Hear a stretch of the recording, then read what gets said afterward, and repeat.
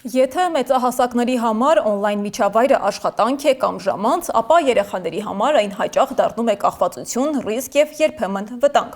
Ռուսաստանում Roblox խաղի արգելափակումից հետո Վլադիմիր Պուտինը մեկ շաբաթում ստացել է 63,000 նամակ 8-ից 16 տարեկան երեխաներից, որոնք խնդրում էին չարգելափակել խաղը։ Մինչդեռ Հայաստանում այն ամենատարածված խաղերից մեկն է, բայց դրա հնարավոր ռիսկերի վերաբերյալ նույնիսկ ուսումնասիրություն չկա։ Ինչ վտանգներ են թաքնված այս հավելվածի օնլայն խաղերում և ինչ խնդիրների հետ են բախվում ծնողները, Սեդակ Յուրեղյանն է պարզել։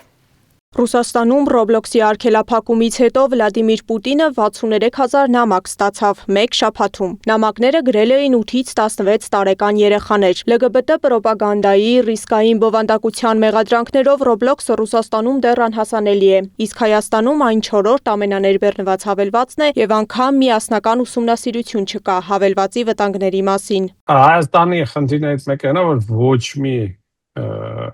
հետազոտություն չկա։ Այսինքն մենք չգիտենք ինչ է կատարվում մեր երեխեքի հետ։ Եվ այն բոլոր մտահոգությունները հիմնված են